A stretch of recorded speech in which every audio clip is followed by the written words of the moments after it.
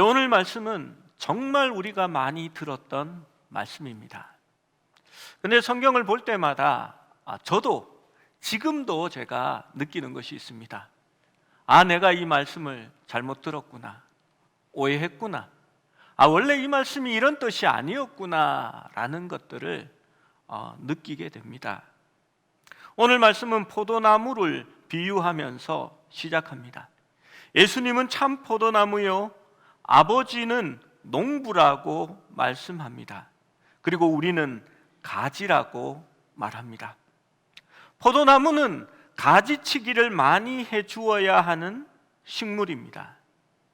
포도나무는 새 가지에, 새 줄기에 열매가 열리기 때문에 원 나무를 제외하고 또 큰 줄기는 제외하고 나머지 모든 것은 다 잘라줍니다. 그것을 깨끗게 한다라고 표현합니다. 여러분, 사진을 하나 보시지요. 제가 넘겨달라고 할 때까지 그대로 두시면 좋겠습니다. 포도나무인데 포도가 없지요.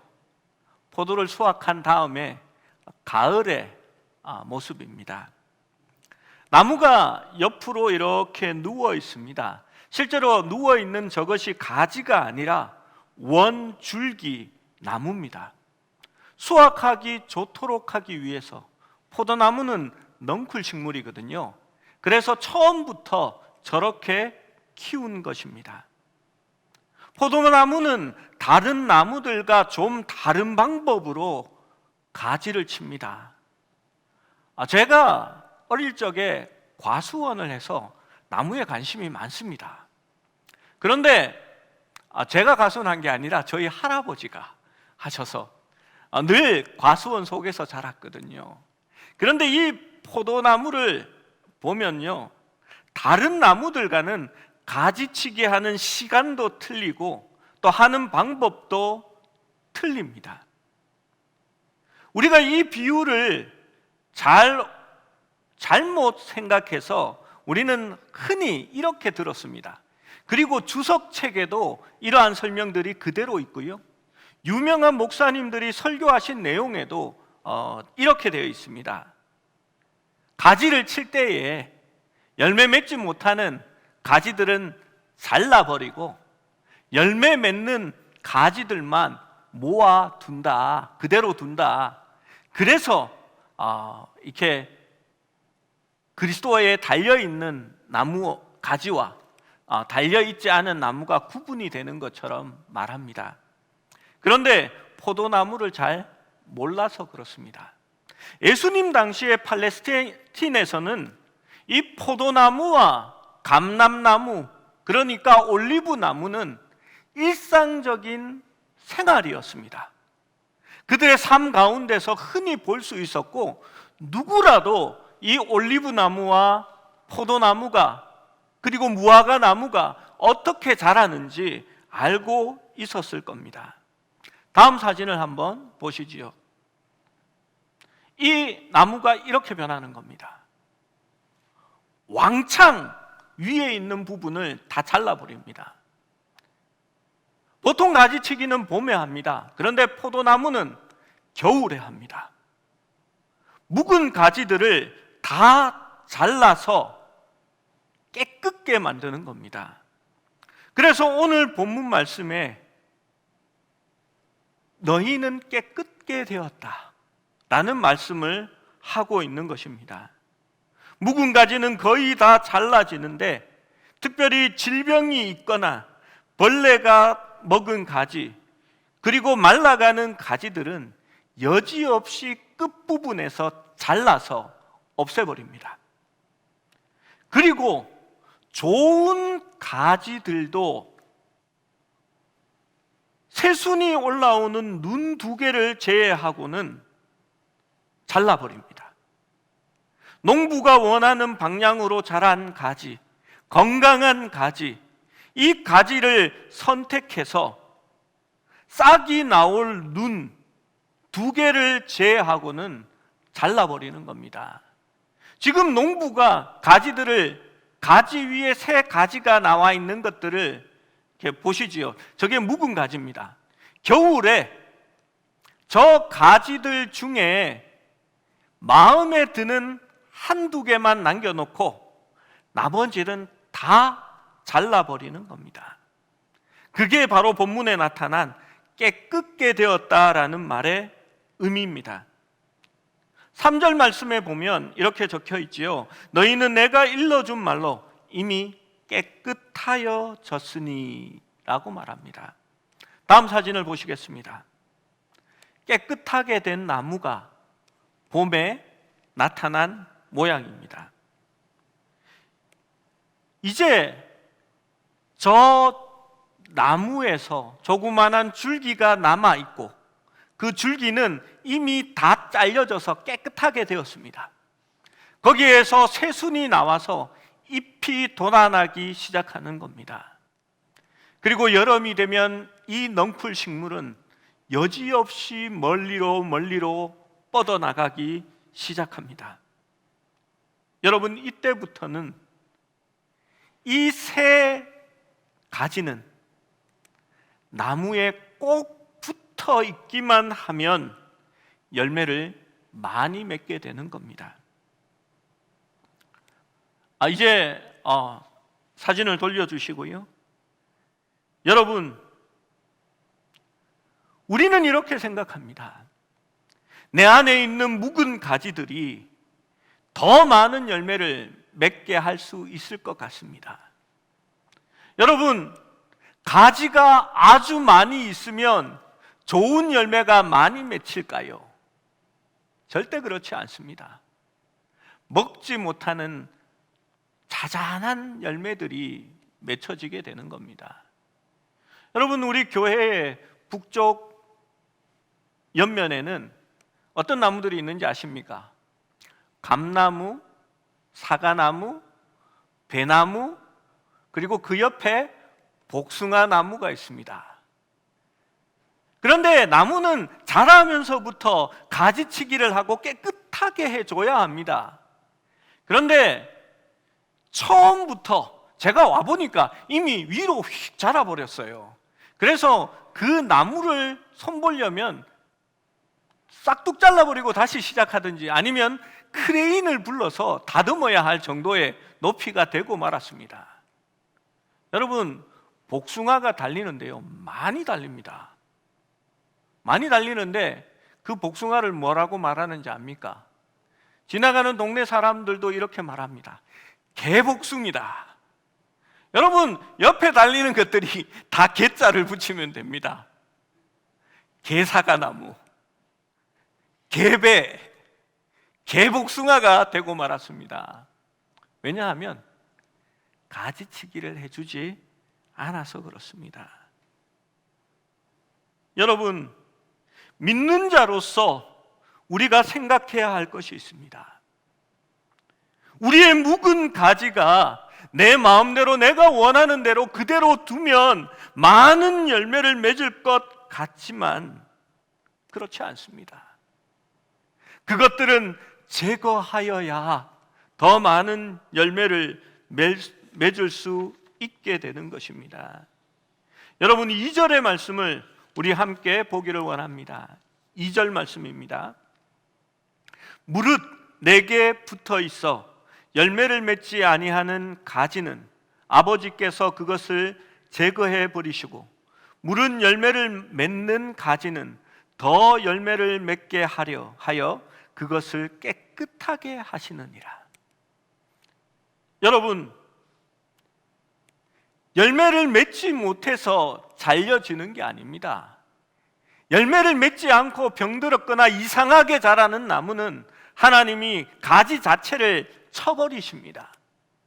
그런데 열매를 맺는 가지, 이 가지를 더 많은 열매를 맺게 하시려고 하나님께서 그것을 깨끗하게 하신다라고 말합니다. 우리가 본 사진처럼 묵은 가지들이 많이 나와 있는데 그 가지들을 깨끗하게 다 잘라버리는 겁니다. 여러분, 우리의 삶 가운데서 무언가가 잘려나가고 단순하게 되어지는 것들은 우리가 문제가 있어서 그런 것이 아니라 열매를 맺는 가지이기 때문에 그렇다는 것입니다. 여러분, 무엇이 묵은 가지일까요? 어떤 사람들에게는 가까운 관계의 사람들이 될 수도 있습니다. 어떤 사람들에게는 그것이 일이 될 수도 있고요. 어떤 시간이나 습관, 중독과 관계된 일일 수도 있습니다. 여러분, 하나님께서는 이 묵은 가지들을 깨끗게 하시기를 원합니다. 더 좋은 질 높은 많은 수확을 맺는 가지가 되게 하기 위해서입니다. 우리 성령님은 우리 안에 계셔서 우리의 소욕과 싸운다고 말씀드렸습니다. 우리가 성령을 따라 행하면 육체의 소욕을 이루지 않게 되는 것입니다. 성령의 능력으로 말미암아 우리의 묵은 가지들이 하나씩 잘려지는 것입니다. 여러분, 그래서 우리의 전쟁은, 우리가 깨끗게 되는 것은 세상 바깥에 있지 않습니다. 정치를 깨끗게 한다고 해서 교회가 변하지 않습니다. 세상이 변하지 않습니다. 세상에 대고 손가락질하고 요 모양 세상이라고, 세상을 개혁해야 한다라고 주장한다고 해서 세상은 바뀌지 않습니다. 하나님은 그러한 방법으로 세상을 바꾸는 것을 말하시지 않았습니다. 하나님 나라는 우리 속에서 시작합니다. 하나님이 다스리는 나라, 성령께서 하나님이 뜻이 아닌 것들을 우리와 우리의 마음 속에서 우리의 소욕과 싸워서 그것들을 하나하나 제거해 나가시는 것입니다. 여러분, 고린도후서 5장 17절은 이렇게 말합니다. 그런즉 누구든지 그리스도 안에 있으면 새로운 피조물이라. 이전 것은 지나갔으니 보라, 새 것이 되었도다. 그리스도 안에 있으면 새로운 피조물이라. 묵은 것들, 잘못된 것들이 수많은 열매를 맺게 하기 위해서 잘려지고 있는 것입니다. 여러분, 하나님께서 내리시는 가장 큰 심판은 그냥 내버려 두는 것입니다. 그러면 수많은 열매를 맺는 것 같고 내 마음대로 잘 자라는 것 같지만 그렇지 않습니다. 황폐해지고 그냥 버려지는 겁니다. 나중에는 돌이킬 수 없는 상황이 되어버리는 겁니다. 여러분, 하나님은 우리를 사랑하시기 때문에 가지치기를 통하여 우리를 깨끗게 하시기를 원합니다. 우리가 열매 맺는 나무이기 때문에 더 많은 열매를 맺도록 그 상품의 포도를 맺게 하기 위해서 우리를 격려하는 것입니다. 여러분, 가지가 말을 할 수 있다면 그 깨끗게 되는 과정을 기뻐하겠습니까? 한 해 동안 내가 자라났고 한 해 동안 열심히 만들어 놓은 것들을 농부가 다 잘라냅니다. 그러더니 눈 2개가 남아있는 요만한 가지 하나를 남겨두는 겁니다. 여러분, 가지가 사람처럼 표현할 수 있다면 나는 잘리기 싫어요. 내가 이것을 만들기 위해서 얼마나 노력했는데요. 1년 동안 고생했어요. 자르지 마세요. 아파요. 라고 말할 것입니다. 그런데 하나님께서는 그것을 자르십니다. 열매 맺는 가지이기 때문입니다. 여러분, 우리가 늦어진다고, 때로 1년 헛고생했다고, 실패했다고, 내가 여태껏 자라난 것이 잘려져 나갔다고 실망하지 마십시오. 하나님은 더 큰 계획을 가지고 계시고 더 좋은 나무를 만들기 위해서 그것을 통하여 우리를 깨끗게 하고 있다는 것입니다. 그래서 그 과정들을 통하여 우리는 더 좋은 열매를 맺을 수 있을 것이며 하나님은 우리를 통하여 기쁨을 누리실 것입니다. 사랑하는 여러분, 깨끗게 되어지는 것이 은혜임을 기억하시기 바랍니다. 두 번째로 깨끗하게 된 가지는 어떻게 해야 할까요? 요한복음 15장 4절 5절 말씀을 한번 한 목소리로 같이 읽어보겠습니다. 4절 5절입니다. 시작. 내 안에 거하라 나도 너희 안에 거하리라. 가지가 포도나무에 붙어 있지 아니하면 스스로 열매를 맺을 수 없음같이 너희도 내 안에 있지 아니하면 그러하리라. 나는 포도나무요 너희는 가지라. 그가 내 안에 내가 그 안에 거하면 사람이 열매를 많이 맺나니 나를 떠나서는 너희가 아무것도 할 수 없음이라. 그렇습니다. 가지가 열매를 많이 맺으려면 나무 대신 주님과 살아있는 유기체가 되어야 합니다. 나무에 꼭 달려 있어야 한다는 것입니다. 여러분, 열매를 맺는 데는 시간과 많은 유기체적인 관계가 필요합니다. 좋은 수확을 맺는다는 것은 하루아침에 잠깐 붙어 있어서 되는 일이 아닙니다. 여러분, 생명이 있는 곳에 열매가 맺혀집니다. 그 생명은 나무에 항상 달려 있어야만이 생명을 유지하게 되는 것입니다. 여러분, 그 생명은 생수의 강처럼 우리 예수님을 통해서 성령님으로 인하여 그 나무로부터 가지로 흘러나가는 것입니다. 여러분, 오늘 본문 말씀에 거하라라고 말합니다. 여러분, 거한다는 것이 어떤 의미입니까? 그리스도의 생명이 우리의 삶을 통하여 일할 수 있도록 그리스도와 끊임없는 관계를 유지하라라는 말입니다. 머물다, 거하다라는 이 헬라어의 원뜻을 보면 이런 말입니다. 이런 뜻입니다. 머물다, 어울리다, 함께 거하다라는 의미의 명령형입니다. 여러분, 예수님께서 마지막으로 제자들에게 말씀하시는 유언과 같은 말씀이죠. 그러면서 예수님이 제자들에게 너희가 내 안에 거하면 좋겠다, 그거 내 소원인데 꼭 거하도록 해라라고 그렇게 말하지 않았습니다. 명령입니다. 거해라. 여러분, 명령이라는 것은 반드시 해라라는 그런 의미입니다.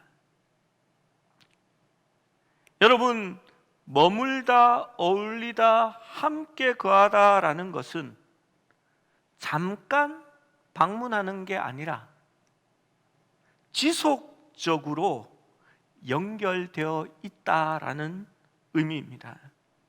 여러분, 우리가 열매 맺는 충만한 삶을 살아가지 못하는 이유 중 하나는 이 지속적인 연결성을 유지하지 못하기 때문입니다. 열매 맺는 충만한 삶의 가장 큰 장애물이 무엇인지 아십니까? 그리스도와 함께하는 삶이 우리의 생활이 된 것이 아니라 여러분, 종교가 되었기 때문입니다. 많은 사람들이 일요일날 주님 앞에 나와 예배 시간에 잠깐 몸을 담갔다가 빠져나갑니다. 수요일 밤에 잠깐 나와서 빠져나갑니다. 그리고 하루에 시간을 내어서 5분 정도 잠깐 성경에 몸을 담갔다가 또한 빠져나갑니다. 금식 기도하고 찬양하지만 잠깐 1년 연중 행사로 한 번 할 뿐입니다. 여러분의 스마트폰을 충전하는 것보다 아마 하나님과 연결되는 시간이 대부분의 사람들은 더 작을 것입니다. 여러분, 거하다라는 말은 잠깐 연결된다, 방문된다, 경험한다라는 말이 아닙니다. 함께 거한다라는 것입니다. 여러분, 여러분의 신앙은 삶이요, 생활이요, 예배입니까? 아니면 냉장고에 붙어있는 중국집 전화번호 자석처럼 떼었다 붙였다 떼었다 붙였다 하는 그러한 모습입니까? 여러분, 함께 거하려면 종교 생활이 아니라 나의 삶 전체를 하나님께 드릴 수 있어야 합니다. 주님을 방문하지 마십시오. 주님을 경험하는 것으로 만족하지 마십시오. 주님은 우리에게 너희는 내 안에 거하라 라고 명령하고 있는 것입니다. 여러분, 이스라엘 백성들이 왜 망한지 아십니까? 종교 생활이 없어서 망한 게 아닙니다. 아모스 5장 23절 24절에는 이렇게 적혀져 있습니다. 우리 김 목사님께서 엘리베이터에 붙여놨더라고요. 근데 그 번역이 좀 현대적인 번역이라 집어치워라 이렇게 적혀 있더라고요. 근데 그 표현이 맞습니다. 23절 24절은 이렇게 말합니다. 내 노랫소리를 내 앞에서 그칠지어다. 내 비파 소리도 내가 듣지 아니하리라. 오직 정의를 물같이 공의를 마르지 않는 강같이 흐르게 할지니라. 여러분, 무슨 말입니까? 예배 드리는 시간 잠깐 노래하고 잠깐 악기 소리로 찬양하는 것 내가 듣지 않겠다.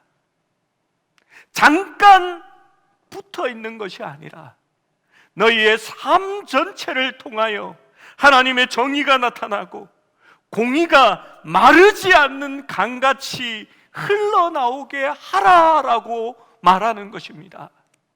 그러한 삶이 이스라엘에게 없었기 때문에 이스라엘은 하나님 앞에 버림받았으며 그들은 열매 맺는 포도나무의 가지가 되지 못했습니다. 저는 왜 코로나19 사태를 보면서 왜 이러한 일이 우리에게 주어졌으며 이 코로나19로 통하여 왜 교회가 가장 핍박받고 어려운 상황이 되었는지를 날마다 곱씹어 봅니다. 저는 이러한 생각이 들었습니다. 여러분, 코로나 사태를 보면서 제가 놀란 것이 있습니다.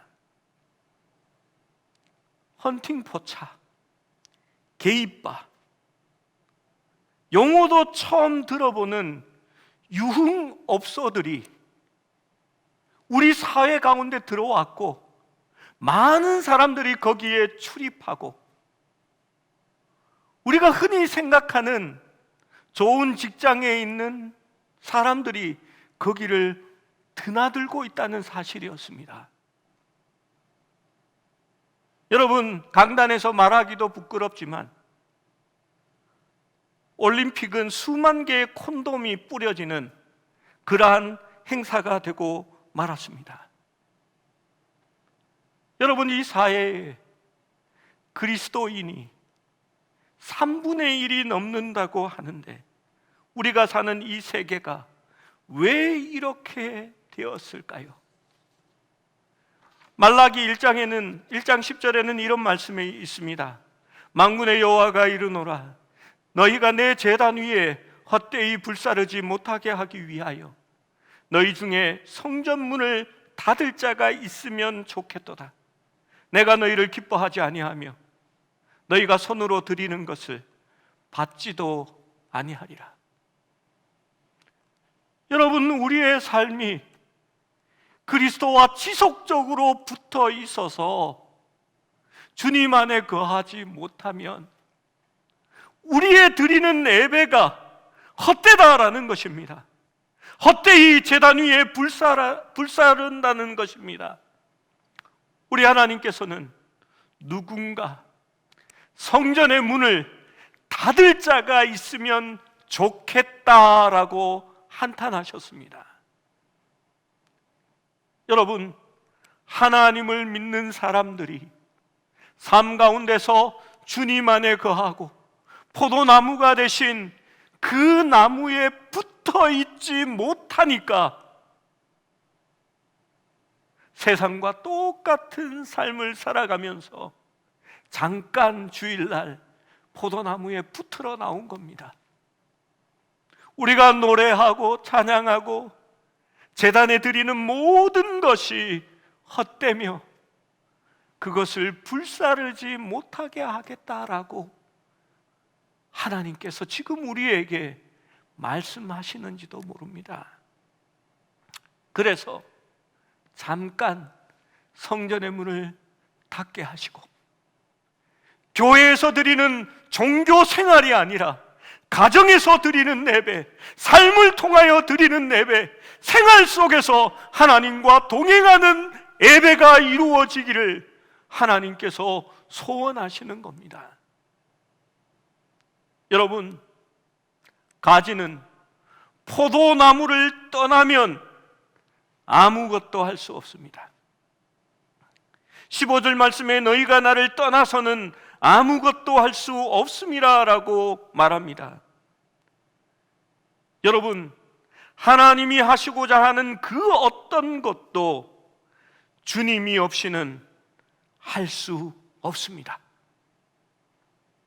우리가 포도나무에 달려있지 않으면, 연합하지 않으면, 거하지 않으면, 함께 살지 않으면 여러분, 열매는 없다는 말입니다.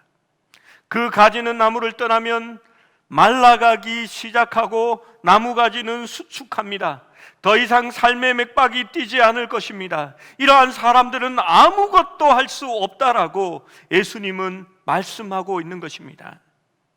즉 생명의 근원과 연결이 끊어졌기 때문에 무엇을 하든 그 잎사귀에 생명을 줄 수 없는 것입니다. 여러분, 주일날 교회는 방문하는 것이 아닙니다. 예배 보러 오는 것이 아닙니다. 여러분의 삶이 예배가 되게 하기 위해서 교회에 오는 겁니다. 우리가 주일날 교회에 오는 것은 우리의 삶을 통하여 한 주간을 잘 살 수 있게 하기 위해서 교회에 나와서 먼저 시작을 하는 것뿐입니다. 그것이 주일 예배의 의미입니다. 한 주의 시간 중에서 첫 번째 날, 첫 번째 시간을 하나님께 드림으로 나머지 시간도 하나님의 것이라는 것을, 예배의 시간이라는 것을 고백하는 것입니다. 여러분, 11조는 10의 하나가 하나님의 것임을 알고 드리는 예물이 아닙니다. 나의 삶 전부가 하나님의 것임을 고백하는 첫 번째 것을 드리는 것이 10의 1조인 것입니다. 여러분, 잠시 교회를 방학하는 사람들, 또 코로나19 때문에 교회에 나가지 못하는 이 상황이 즐거운 분들, 그리고 우리 아이들에게 전화를 해서 교회 잘 다녀야지, 코로나가 끝나면 교회에 와야지라고 말하면 아이들이 이렇게 말합니다. 저 이제 교회 끊었어요.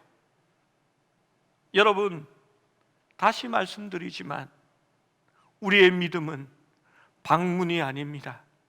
경험이 아닙니다. 종교 생활이 아닙니다.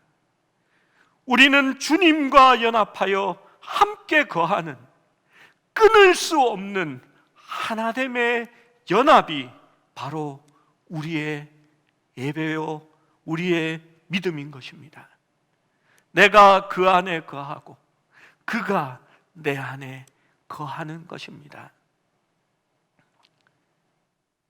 주님 안에 끊임없이 항상 거하는 우리에게 주님은 세 가지의 약속을, 그 결과를 말씀하셨습니다.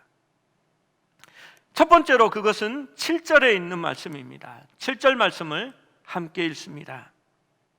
너희가 내 안에 거하고 내 말이 너희 안에 거하면 무엇이든지 원하는 대로 구하라. 그리하면 이루리라.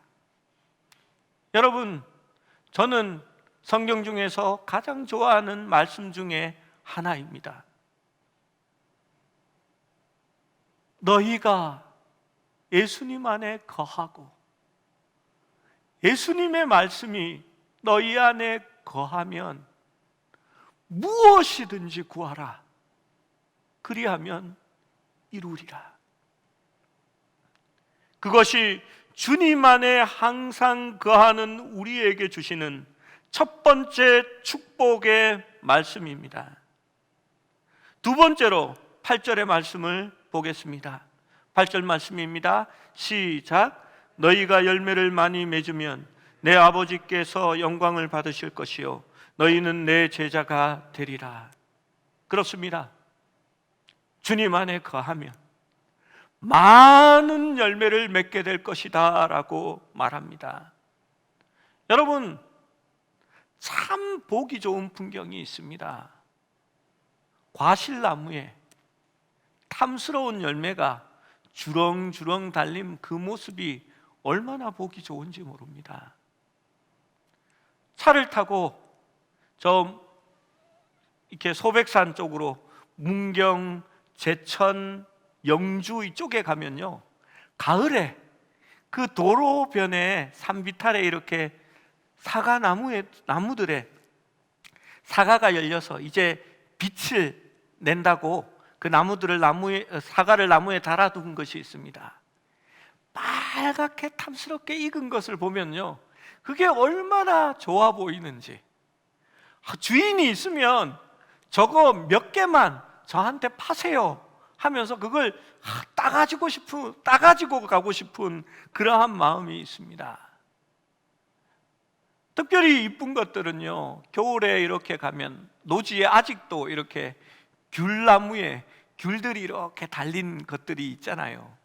그걸 보면요, 얼마나 그 나무가 이쁜지, 저 귤 하나만 따서 맛보면 좋겠다라는 그런 생각이 듭니다. 그래서 저는 목양실에 귤나무 3그루를 키웁니다. 예, 2개는 우리 안수 집사님께서, 이석중 집사님께서 귤 먹다가 씨를 뱉은 게 나와가지고 그 씨를 키워서 요만한 걸 주셨더라고요. 제가 키워서 지금 제 키만한 나무가 됐습니다. 아마 다음 해에는 꽃이 필 것 같아요. 그럼 열매가 1-2개라도 달리겠지요. 제가 기대를 하고 있습니다. 하나는 우리 제가 얘기하기가 그런데 모 집사님께서 귤을 한 상자 이렇게 주셨어요. 근데 그 귤이 진짜 맛있더라고요. 그런데 귤을 먹다가 씨가 하나 딱 나오더라고요. 그러니까 저희 막내딸이 아빠, 우리 이것도 싹을 내보자 해가지고 담아놨더니 진짜 싹이 나왔어요. 그래서 그걸 다시 화분에 옮겨 심었습니다. 지금 그 귤나무가 이만해졌어요. 그래서 그 귤나무를 볼 때마다 이거는 이렇게 그 집사님이 이렇게 제공하신 귤나무, 이렇게 생각을 합니다. 여러분, 그것이 우리의 삶이 될 수 있다라고 말합니다. 우리의 삶에 크고 풍성한 탐스러운 포도 열매들이 맺히게 될 것입니다. 다른 사람들이 그 포도나무를 볼 때마다 부러워하고 탐스러워하고 먹음직도 보암직도 한 아름다운 나무로 자라가게 되는 것입니다. 바로 우리가 열매 맺는 그리스도인이 되어지는 것입니다. 세 번째 약속은 11절의 말씀입니다. 11절의 말씀을 함께 봅니다. 시작. 내가 이것을 너희에게 이름은 내 기쁨이 너희 안에 있어 너희 기쁨을 충만하게 하려 함이라. 여러분, 왜 기쁨이 충만합니까? 수확에 열매가 있으면요, 기쁨이 충만합니다. 여러분, 무언가 이렇게 따고 채집하는 게 얼마나 재밌는지 모릅니다. 시골에 가면 제일 재밌는 게 그 과일 열매 따는 겁니다. 몇 개 안 따도 바구니가 속해지잖아요. 그리고 그거 네가 딴 거 네가 다 가지고 가라 이러면 아이고 감사합니다 하고 가져갑니다. 기쁨이 충만하지요. 하나하나 딸 때마다 얼마나 기분이 좋은지 모릅니다. 여러분, 주님 안에 거하면 기쁨이 충만해질 것이다 라고 말하는 겁니다. 여러분, 기쁨은 성령의 열매입니다. 갈라디아서의 말씀에 있습니다. 그리스도 안에 거하면 주님의 기쁨이 우리 안에 충만하여 질 것입니다. 그것이 바로 그리스도 안에 거하는 사람들입니다. 사랑하는 여러분, 사람들이 기독교를 오해하는 것이 있습니다. 기독교는 좋은 사람들이 되는 곳이라고 생각합니다. 기독교는 사회 정치를 바꾸고 부조리를 바로잡는 종교라고 생각합니다. 또 그리스도인들은 바른 삶을 사는 그러한 목표를 가진 사람이라고 말합니다. 그런데 저는 그것은 부수적인 문제라고 생각합니다. 그리스도인들은 그리스도와 연합하여 그리스도 안에 거하는 사람들이 그리스도인입니다. 여러분, 우리는 세상을 개혁하고 정치를 바꾸려고 이 땅에 존재하지 않습니다. 우리는 주님 안에 거하기 위해서, 주님과 더 가까이 연합하기 위해서 나의 삶의 모든 것에 예수 그리스도를 포함하고 그리스도와 함께하는 사람이 되어가는 것이 바로 우리 그리스도인의 목적인 것입니다. 주님이 우리에게 명령하는 것은 포도나무가 가지에 붙어 거하는 것처럼 오늘 우리가 주님 안에 거하고 주님의 말씀이 우리 안에 거하게 하라는 것입니다. 사랑하는 여러분, 부탁합니다. 선행을 행하는 것이 중요한 것이 아닙니다. 교회에 나와서 많은 봉사를 하는 것이 중요한 것이 아닙니다. 교회에 많은 프로그램을 두고 거기에 참석하는 것이 중요하지 않습니다. 우리의 삶 가운데 늘 그리스도에게 달려있는 가지가 되어서 매 순간 매 순간 그분의 말씀이 우리 안에 살아있고 그분의 우리의 삶을 통하여 말씀으로 간섭하시고 그분이 우리에게 말씀으로 인도하실 때에 우리는 비로소 온전한 모습이 되어지는 것입니다. 여러분, 큐티하십시오. 적용하십시오.